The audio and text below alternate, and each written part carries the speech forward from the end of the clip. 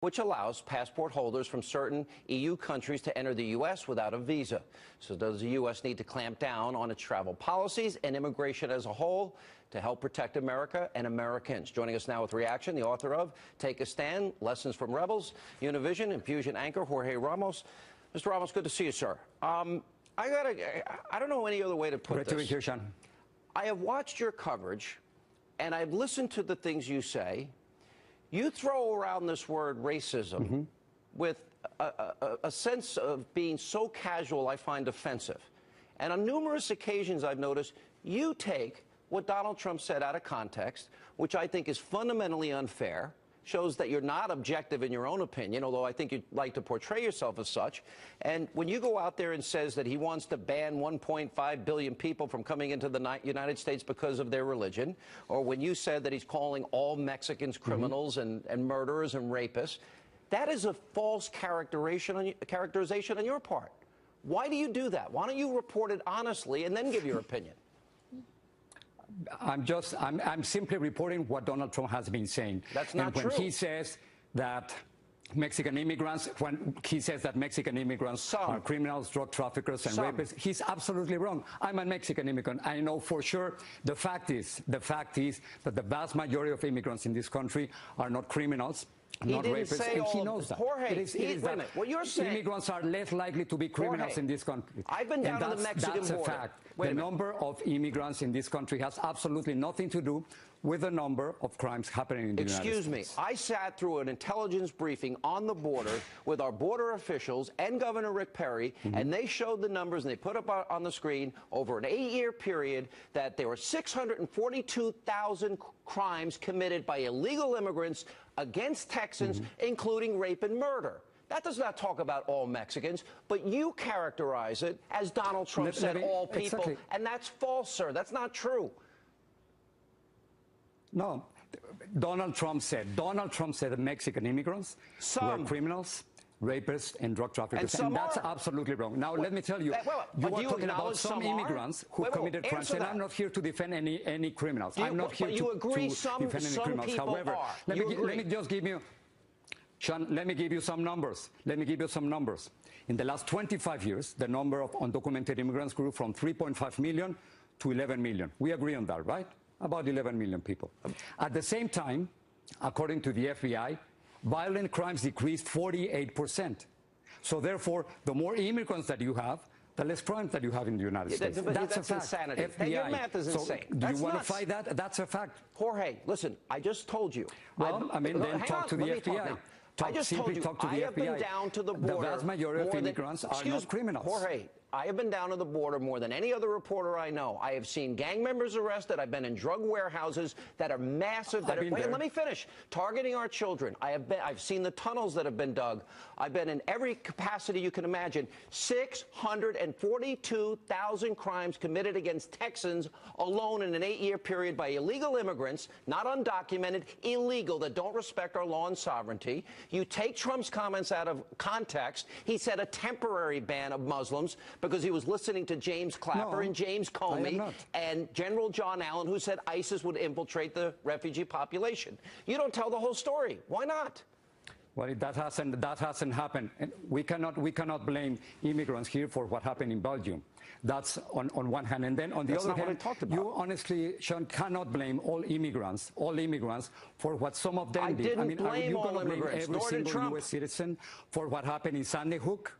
It is simply not fair. You are talking about Donald Trump. You're talking about apples and oranges. You can be much more challenging with Donald Trump, Sean, and you haven't been. Excuse me, I don't need lectures from you because you act like a sanctimonious, objective reporter, and you've got an agenda. You support open borders. You support illegal immigration.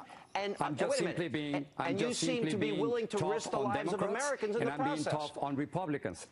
Well, the point is, I got to tell you something. I'm just being completely independent. Let me tell you something. You're not independent. I saw your forum on March the 9th. You don't support the rule of law in America. I'm Otherwise, you would say respect our laws. Trump. I've been tough on Donald Trump, and I've been tough on Hillary Clinton and Bernie Sanders. Let me tell you something. What do you want, a medal? And coming up, part 2 of my interview with Jorge Ramos. And later, Laura Ingraham is here to weigh in on the 2016 race and much more. Also tonight, after last night's GOP races, Heather Nauert is here to break down the Republican delegate count. I also go one-on-one with RNC Chairman Rice Priebus about the possibility of a contested convention. Do they leap over Trump and Cruz if they have more votes and more delegates and more states? What would that do? More coming up tonight on Hannity. Welcome back to Hannity, part 2 of my interview with Jorge Ramos. I saw your forum on March 9 in North Carolina. You had an hour with Donald Trump, more than 30 questions and comments. Not even once did you challenge Donald Trump on the largest mass deportations, on banning 1.5 I've asked him that question in prior interviews. If you watch my show regularly, you would have seen that I've asked that question. Even criticizing him for his sexist remarks on women. You're missing the point. You didn't even ask for an apology for your colleague, Megyn Kelly. I don't need your lectures. Thank you very much. You don't care about the 642,000 Texans. You're taking, wait a minute, you're taking his comments out of context. You're taking his comments out of context. You're calling him racist. You're calling him bigoted. And you totally misrepresent what he said. And you think you're the superior reporter? I don't really need lectures from you, Jorge Ramos. I haven't called. This is what I've said. I don't know what's in his heart, but I know exactly what's coming out of his mouth. And what he's saying about Mexican immigrants, what he's saying about Muslims, and what he's saying about women is completely unacceptable, and he's absolutely wrong on that. And as journalists, I have a last question. And as journalists, we have to confront those who are in power, and that's our responsibility. And I think I cannot talk to him. You can talk to him, and you can be much tougher on him. I have a last question. Is it true that people that have entered this country illegally and not respected our laws and sovereignty, have people come over from the border, and have they committed rape? Have they committed murder? Have they committed crimes against Americans? And do you doubt what the law enforcement and Border Patrol told me about Texas alone in an 8-year period, 642,000 crimes? Is that true that those crimes are happening? Do you recognize that truth or not?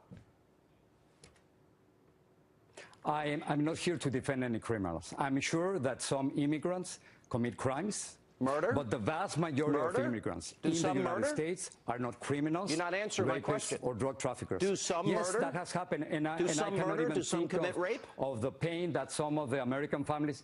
Absolutely, it's happening. But then I cannot blame the whole immigrant population for what some of them have done the same way. We cannot blame all U.S. citizens for what some of them have done, what happened in Oklahoma or San Bernardino. And he said he never blamed all, number one. Number two, listen exactly to his words. Wait a minute. He said a temporary ban on Muslims because our Director of National Intelligence, James Clapper, our FBI Director, Comey, and so you're making official discrimination. And our special envoy to defeat ISIS Muslims simply because they're Muslims. All said that ISIS will infiltrate the refugee population. Do you think we should gamble with the lives of Americans, or would you support a temporary ban till we can absolutely vet them 100%?